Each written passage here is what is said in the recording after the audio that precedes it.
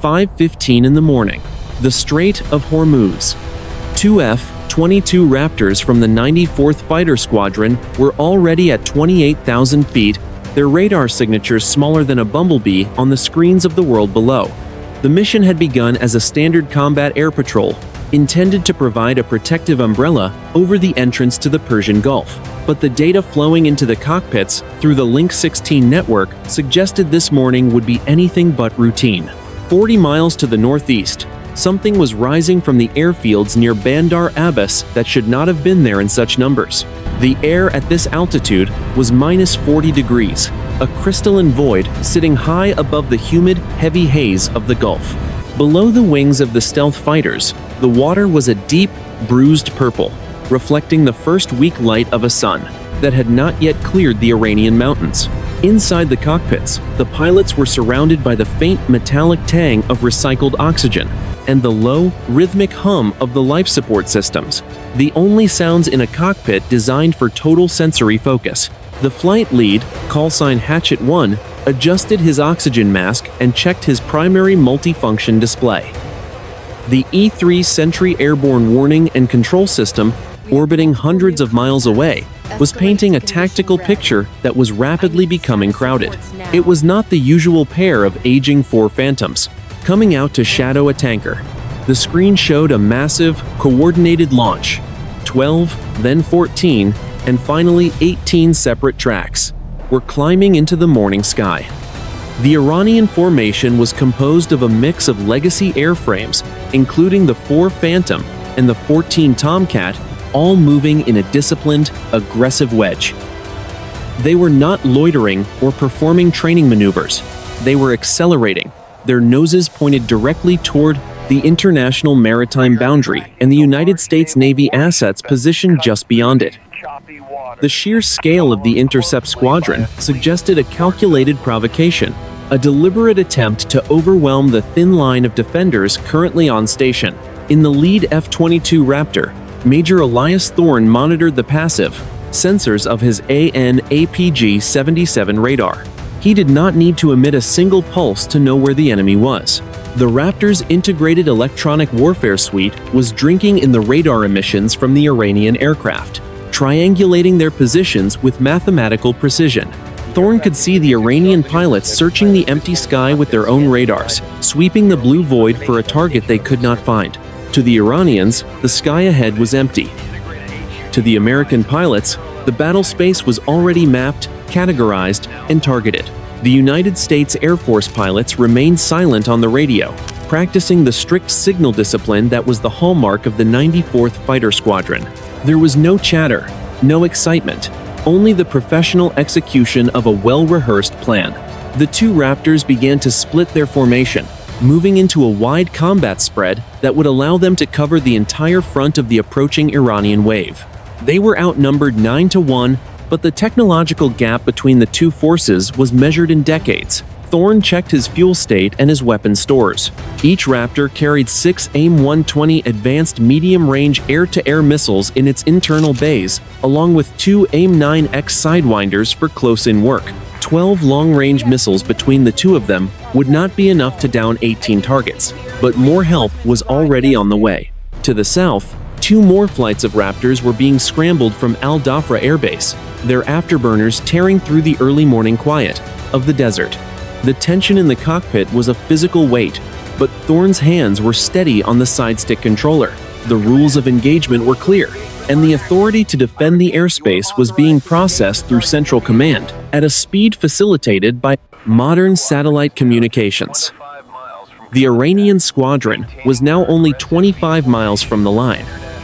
They were moving at 500 knots, their altitude increasing as they prepared for a high-altitude engagement.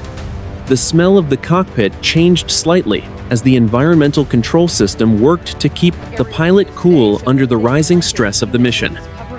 The humid air of the Gulf below seemed worlds away from the sterile, high-tech environment of the F-22. Thorne looked out through the canopy at the vast expanse of the horizon. The sun was finally breaking over the ridges to the east, casting long, golden shadows across the water. It was a beautiful morning, but the 18 radar tracks, On his display were a reminder that the peace of the dawn was about to be shattered by the sounds of high-speed kinetic conflict. Thorne keyed his radio, his voice calm and devoid of emotion. He contacted the E-3 sentry, confirming that the Iranian tracks had crossed the established trigger line. The response came back in less than 3 seconds. The United States command structure had made its decision. The threat to the fleet was imminent and credible. The Raptors were cleared to engage. 5:20 in the morning, 60 miles south of the Iranian coastline. Inside the windowless, pressurized cabin of the E-3 Sentry airborne warning and control system, the air was cool and smelled faintly of ozone and high-voltage electronics. 19 mission specialists sat in a row of glowing workstations, their faces illuminated by the soft green and blue light of the radar consoles. This was the nerve center of the United States air effort in the Gulf, a converted Boeing 707 airframe packed with millions of dollars of sensors and communications gear. The senior weapons director, a lieutenant colonel with 15 years of experience in the back of the Sentry, watched as the 18 yellow symbols on his screen began to flash. These were not just radar returns. They were tracks being fed and refined by a dozen different sources, from the Sentry's own massive rotating rotodome to the passive sensors of the F-22 Raptors miles ahead.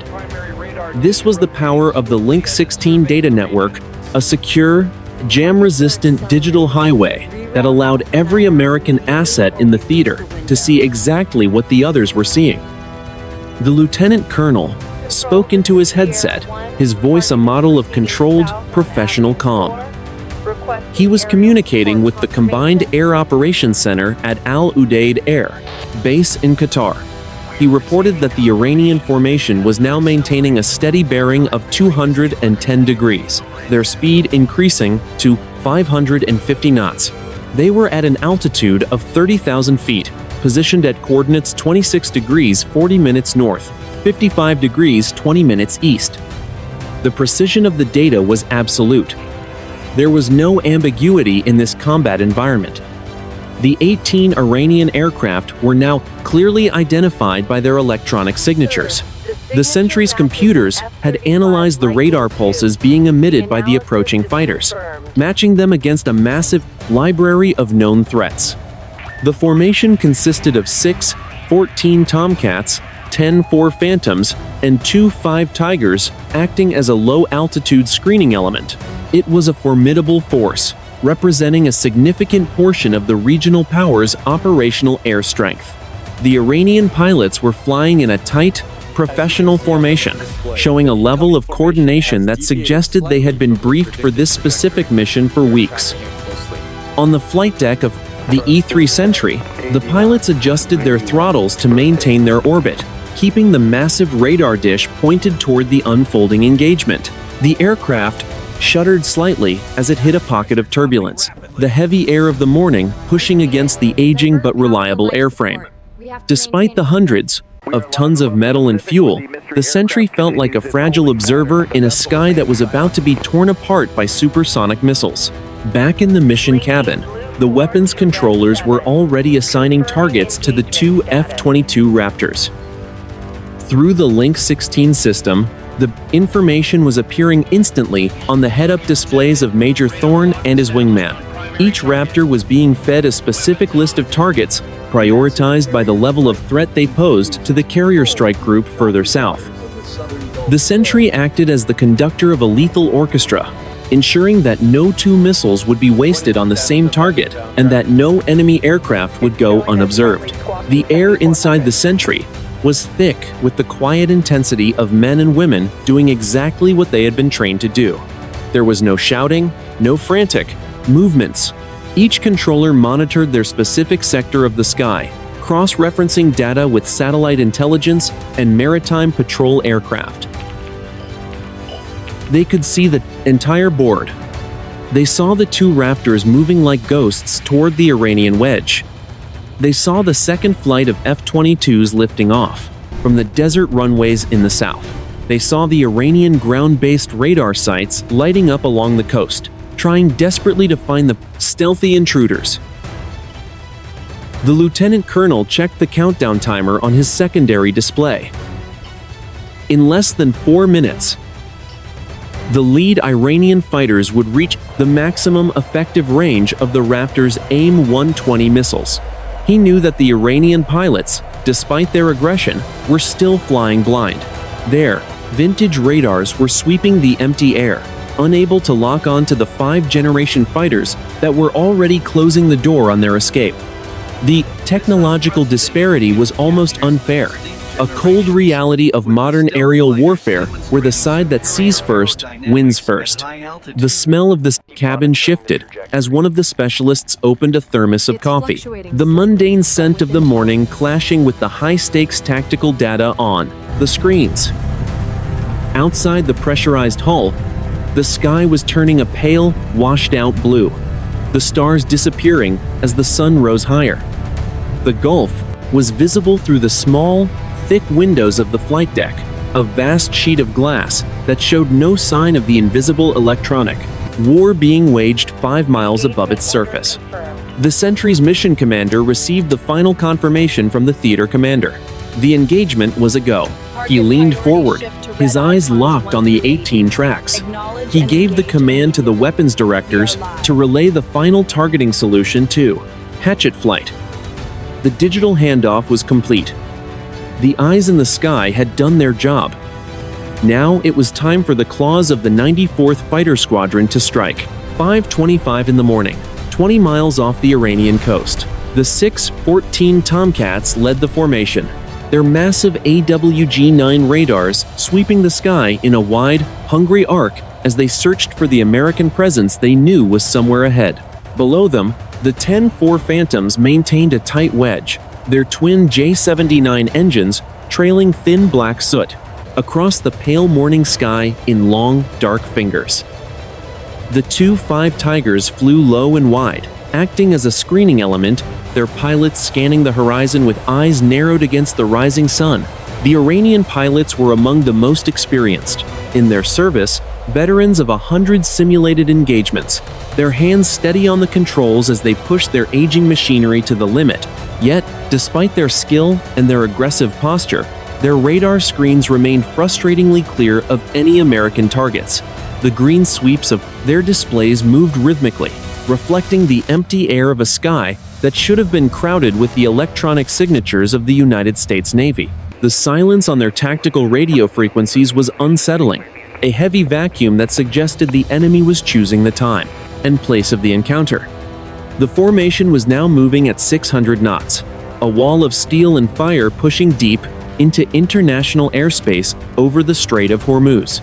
The smell inside the 14 cockpits was a mix of stale sweat, hydraulic fluid, and the sharp, hot scent of overworked electronics. The vibration of the powerful engines hummed through the pilots' flight suits, a physical reminder of the enormous kinetic energy they were carrying toward the center of the Gulf. They were flying at 30,000 feet, the air thin and cold, while the water below was a shimmering sheet of gold under the early light. The lead Iranian commander, flying a Tomcat with the tail number 504, adjusted his heading to 210 degrees. He was following a flight path that would take his squadron directly over the center of the shipping lanes, a clear challenge to the American carrier strike. Group positioned 40 miles to the south. Key orders were to intercept and harass any American aircraft, to demonstrate that the airspace was spy, not under the exclusive control of the United States. He banked his heavy fighter slightly to the left, his wingman mirroring the move, with perfect, lethal precision. Every sensor on the Iranian aircraft was pushed to maximum gain. They were looking for the telltale shimmer of a jet exhaust or the sudden spike of a radar warning receiver. But the F-22 Raptors were ghosts in the machine. The Americans were operating in a passive mode, watching the Iranian formation through the electronic eyes of the Sentry AWACS and their own stealthy sensors. To the Iranian pilots, it felt as though they were punching at shadows, their aggression meeting only the empty, indifferent blue of the high-altitude atmosphere.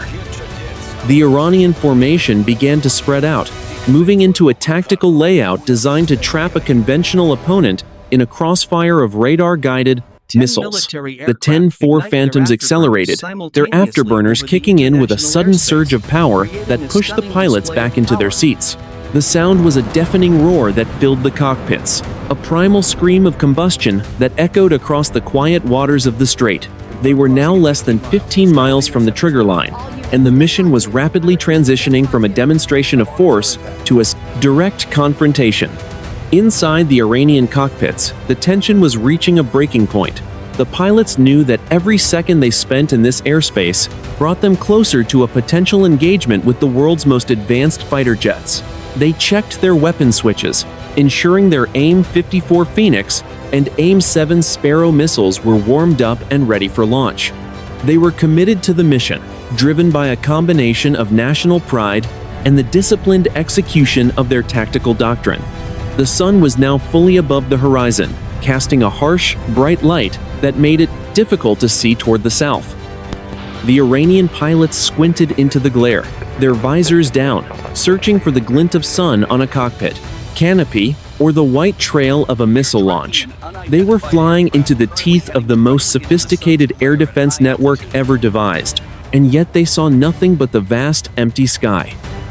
The trap was already set, and the 18 Iranian aircraft were flying into it at nearly 1,000 kilometers per hour, 5:27 in the morning, high over the southern edge of the Strait of Hormuz. The two F-22 Raptors were no longer just observers. They were now the tip of a multi-billion-dollar spear. Inside the lead cockpit, Major Elias Thorne watched the tactical situation settle into a cold, mathematical certainty. The 18 Iranian tracks were now within 40 miles of his position, still accelerating, still unaware that their every move was being broadcast across a global network of satellites and command centers. The silence in the cockpit was broken by the sharp, digital burst of a high-priority data transmission. On Thorne's glass display, a glowing gold icon appeared, accompanied by a single word: hostile. This was the final authorization from the Combined Air Operations Center at Al Udeid Air Base. The political maneuvering was over. The diplomatic channels had gone dark. The rules of engagement had been updated to permit the use of lethal force to defend the carrier strike group and international airspace. Thorne adjusted his grip on the side stick, the pressurized flight suit squeezing his legs to keep the blood flowing to his brain. As he initiated a gentle 5G climb, he needed to be at 35,000 feet to give his missiles the maximum kinetic energy for their flight. The air outside the cockpit was thin and freezing, but the internal temperature was perfectly regulated, the only scent being the faint, sterile smell of the life support system. He looked at his wingman, Hatchet 2, who was positioned 5 miles to his left. The two stealth fighters moved in perfect synchronization, two silver shadows, against the darkening blue of the high-altitude sky. The tactical plan was a classic pincer.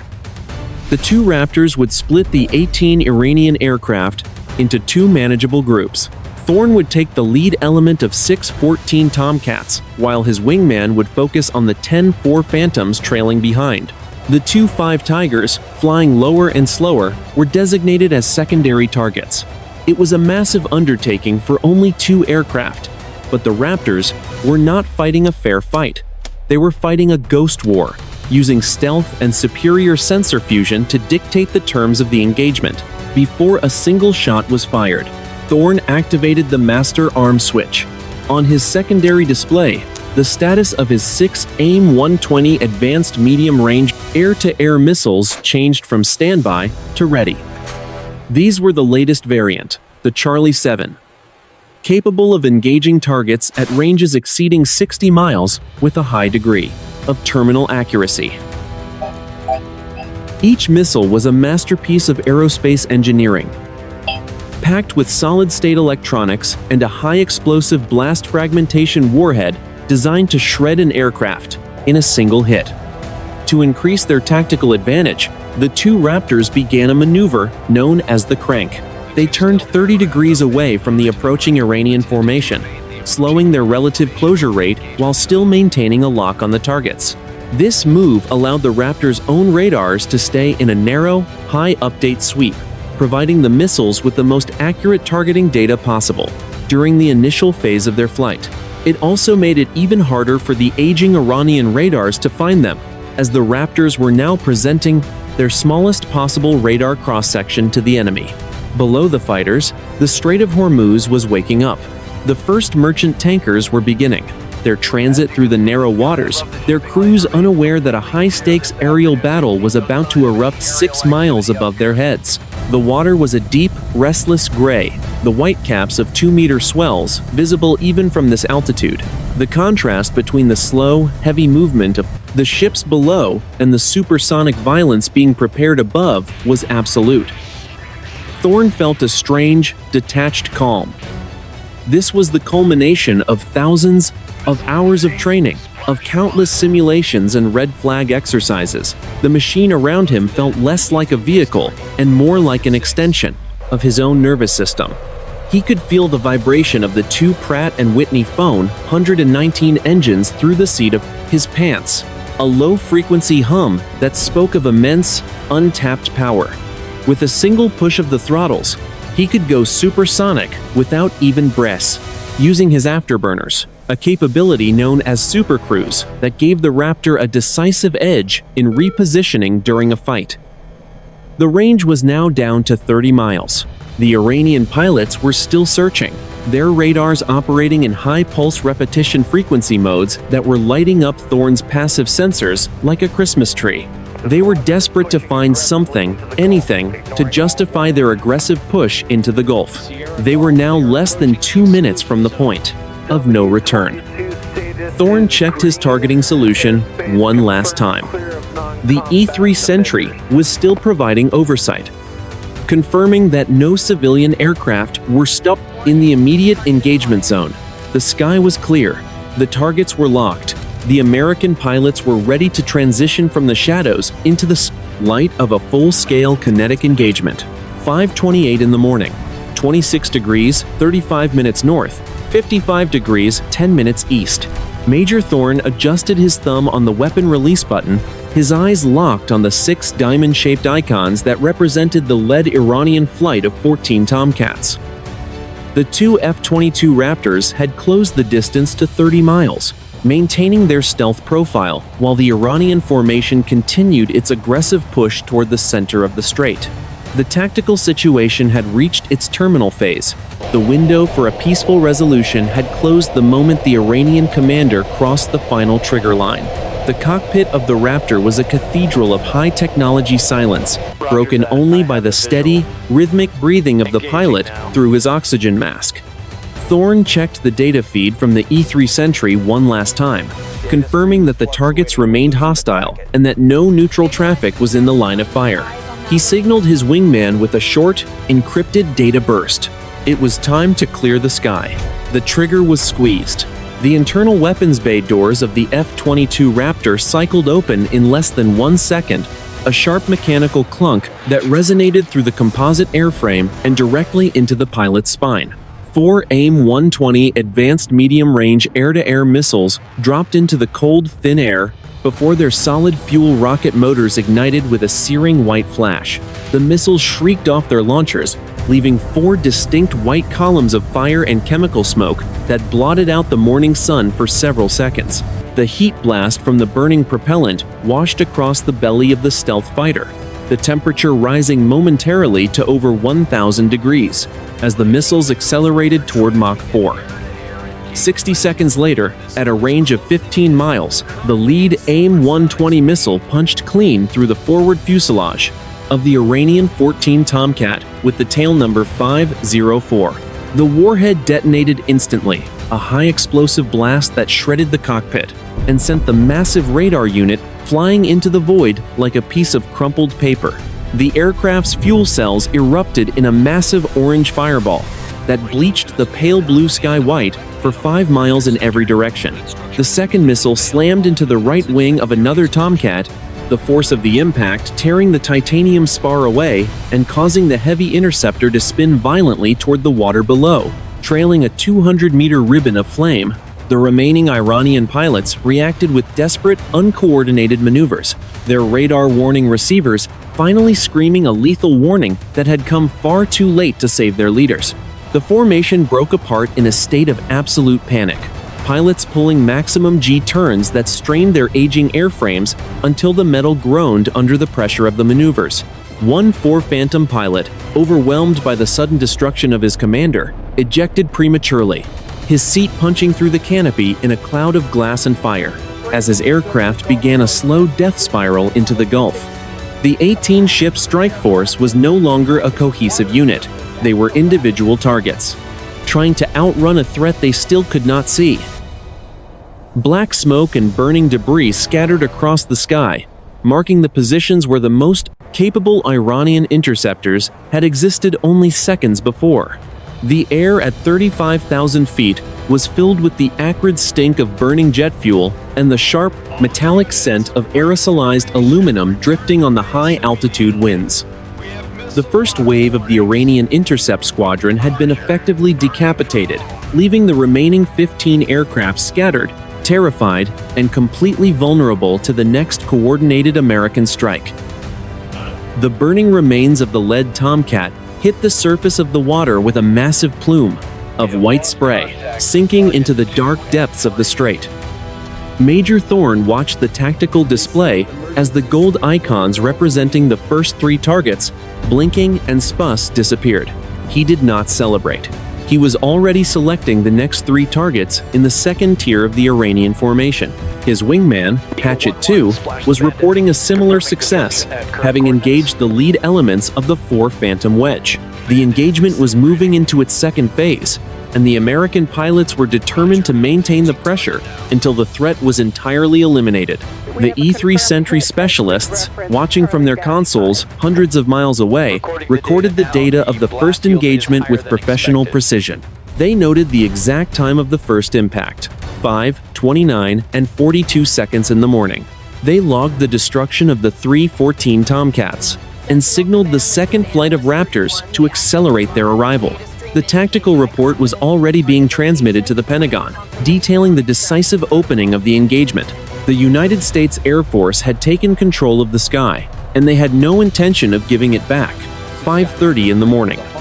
The Iranian tactical net was a chaotic mess of overlapping voices, screams for assistance, and the high-pitched, warbling tones of radar warning receivers that had finally detected the invisible threat. At coordinates 26 degrees 38 minutes north, 55 degrees 8 minutes east, the remaining 10-4 Phantoms pushed their noses down in a desperate attempt to find safety in the ground clutter near the coast. They were diving through the golden morning light, their twin J-79 engines pushing out massive plumes of black smoke as they traded altitude for airspeed. Major Thorne and his wingman did not follow them into the thick, humid air of the lower altitudes. Instead, they maintained their perch at 35,000 feet, where the air was thin and their sensors were most effective. The 2 F-22 Raptors were operating with clinical precision, their pilots monitoring the frantic maneuvers of the Iranian pilots with a detached professional interest. They released their final 4 AIM-120 missiles in a synchronized ripple fire, the weapons falling away from the internal bays before the rocket motors ignited with a brilliant magnesium white flare. The missiles accelerated to 4 times the speed of sound in less than 5 seconds, their solid fuel motors leaving long, straight fingers of white smoke against the darkening blue of the high-altitude sky. 4 more Iranian aircraft, 2 4 Phantoms, and the 2 5 Tigers were obliterated in a matter of seconds. The Phantoms were hit in their massive engines, the missiles punching through the titanium exhaust nozzles and detonating deep within the fuselage. The aircraft did not just crash. They ceased to exist as coherent structures, turning into expanding clouds of burning aluminum and shredded composite materials.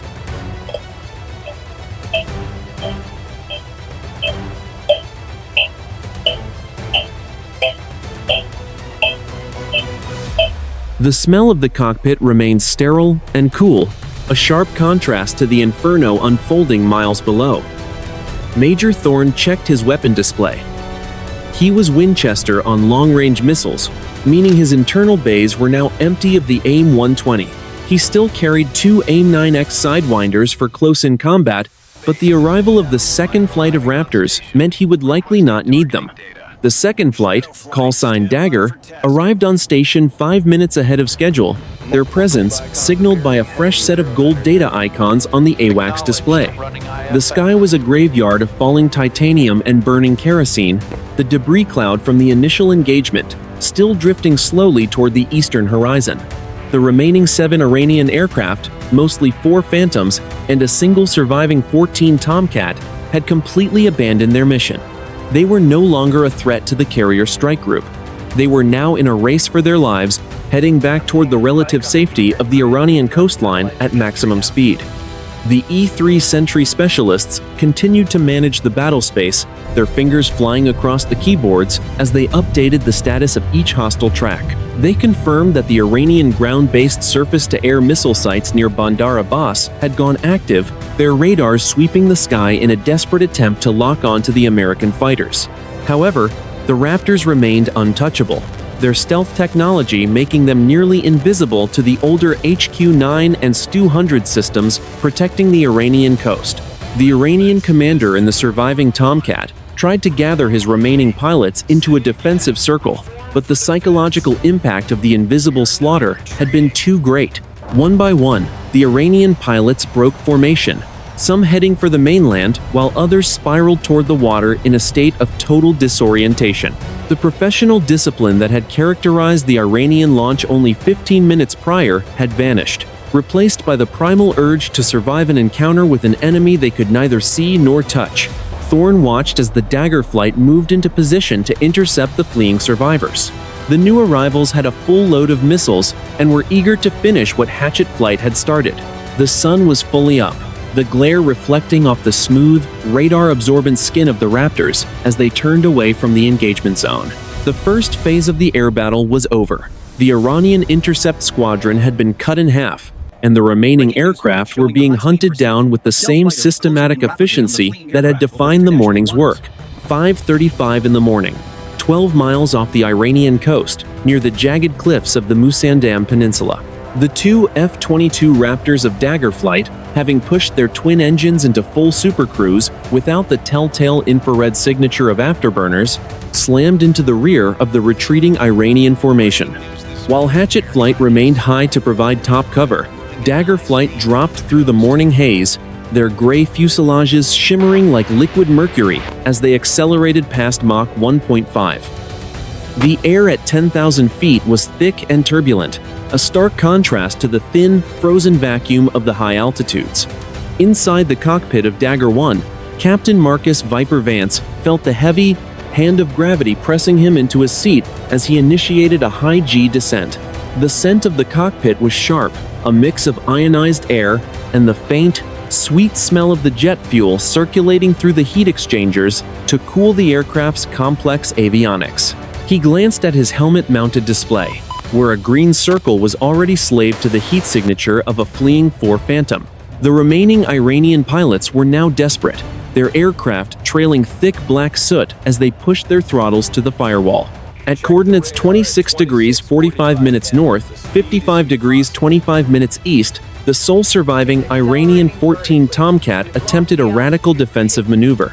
The pilot swept his variable geometry wings back and pulled into a vertical climb, hoping to force the invisible pursuer to overshoot. It was a move born of sheer desperation, executed by a pilot who knew his life was measured in seconds. Vance did not follow the Tomcat into the vertical. Instead, he utilized the unique thrust-vectoring nozzles of the F-22. With a flick of the side stick, the Raptor's engines pivoted, forcing the nose of the aircraft to point nearly 40 degrees away from its actual flight path. The jet did not just turn, it pivoted in mid-air, a maneuver that defied the traditional laws of aerodynamics. The Iranian pilot, looking over his shoulder, saw the American fighter snap its nose around with impossible speed. The trigger was squeezed.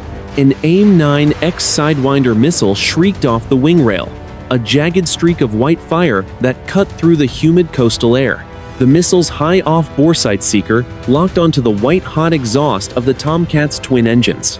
The heat of the propellant blast washed over the Raptors' right wing, A momentary flash of 3,000 degrees that flickered in the pilot's peripheral vision. The Sidewinder punched straight through the Tomcat's left engine nozzle, detonating deep within the fuselage. The aircraft did not merely catch fire, it erupted.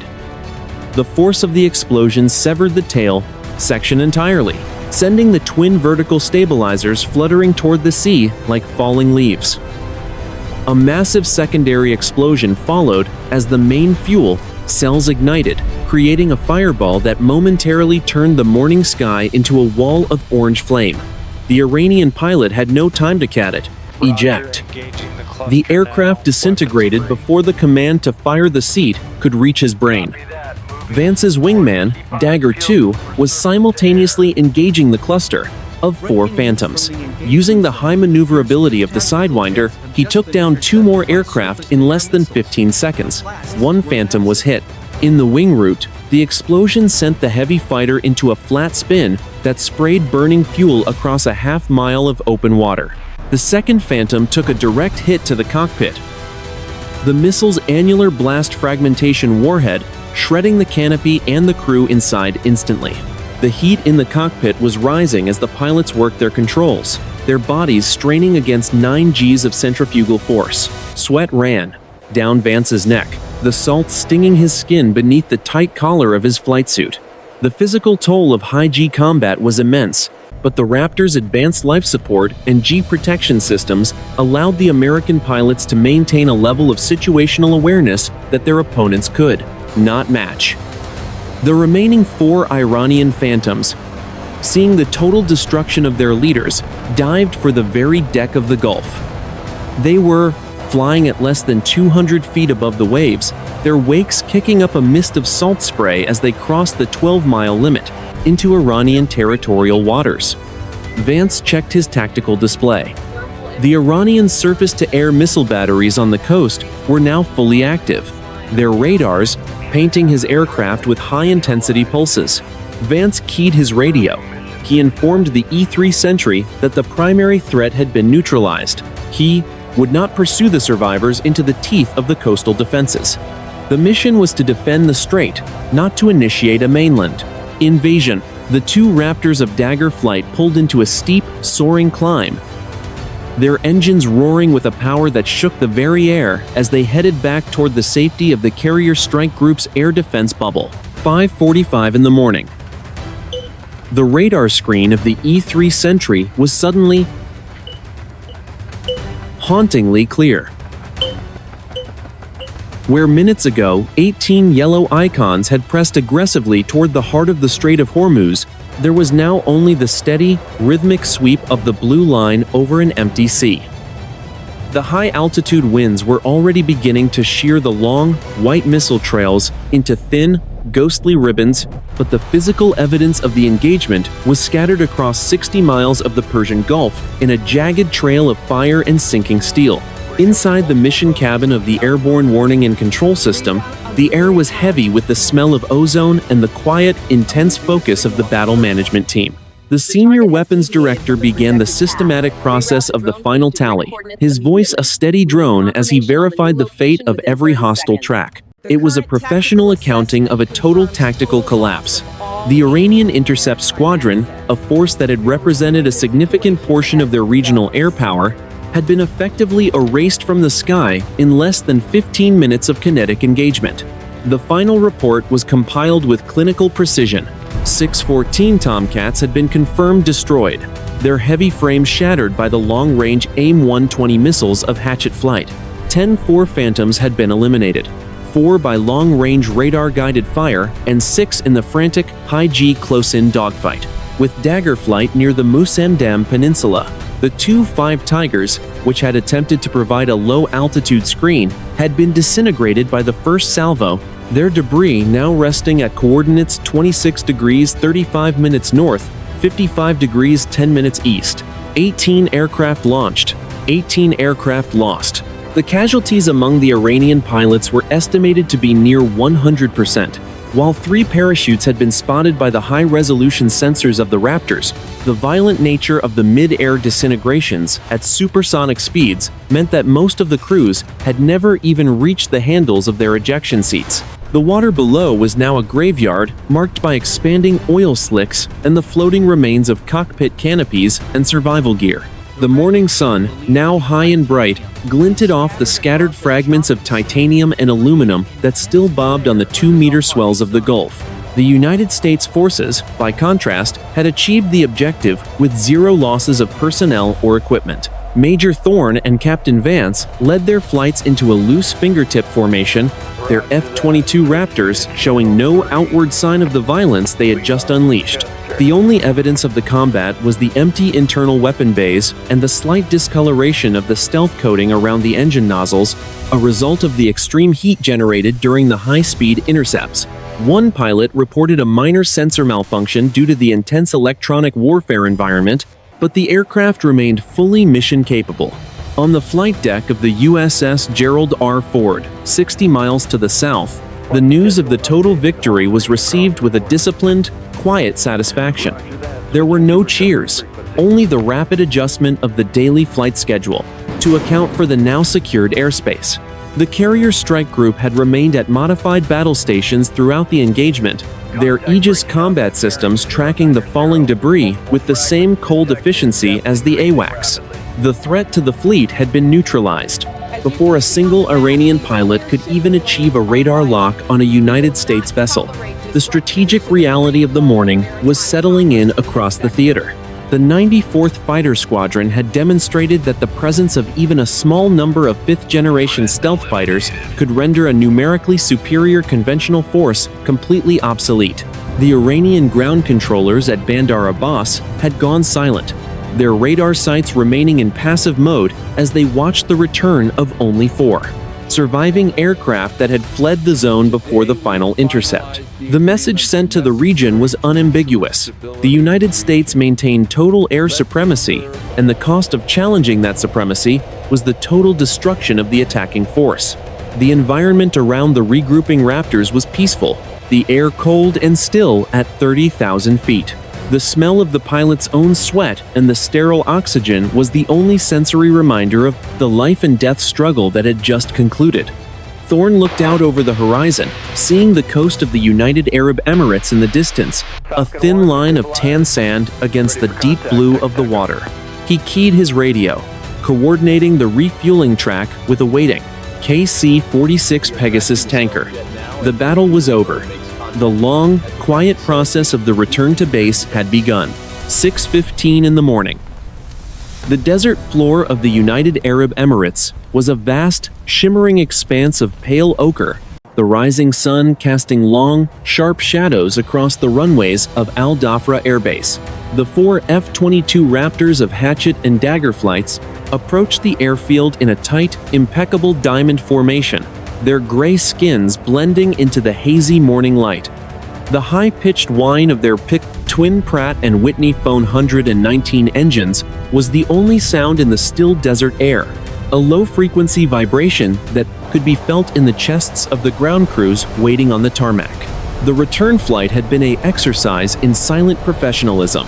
30 minutes prior, at coordinates 24 degrees 30 minutes north, 54 degrees 40 minutes east, the fighters had linked up with a KC-46 Pegasus tanker. The refueling process was executed with the same clinical precision as the combat engagement. The fuel lines had connected in the turbulent air of the lower atmosphere, transferring thousands of pounds of JP-8 propellant to the hungry stealth fighters. The smell of the cockpit had shifted slightly during the process, the faint, chemical scent of jet fuel momentarily cutting through the sterile oxygen of the life support system. As the Raptors touched down on the heat-shimmering asphalt, the pilots felt the sudden, jarring transition from the high-altitude void to the heavy, humid reality of the surface. Major Elias Thorne taxied his aircraft toward the hardened shelters, his hands moving through the shutdown checklist with practiced ease. The canopy cycled open, and the hot, dry air of the desert rushed into the cockpit, smelling of dust, hot rubber, and the spent electronics of a multi-billion-dollar war machine. He climbed down the ladder, his flight suit damp with sweat, his eyes still adjusted to the digital glow of the multifunction displays. The post-mission debriefing took place in a windowless, high-security room deep within the squadron headquarters. The air was cool and smelled of industrial floor cleaner and strong coffee.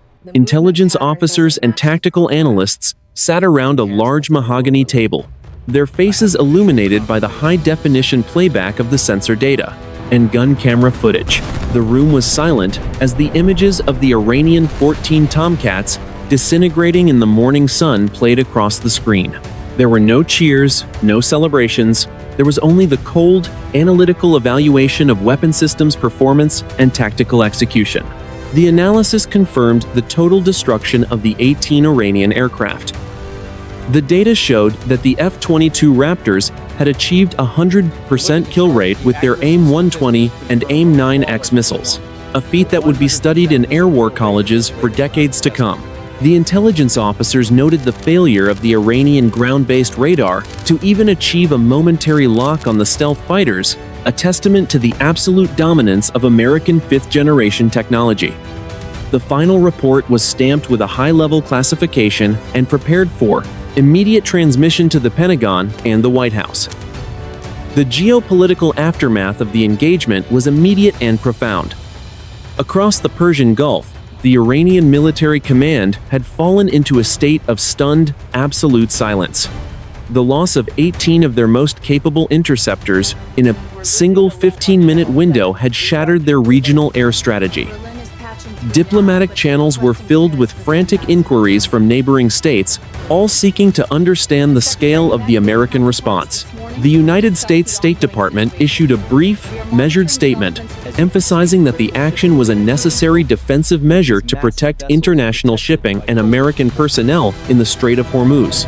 By noon, the news of the engagement had reached the global media.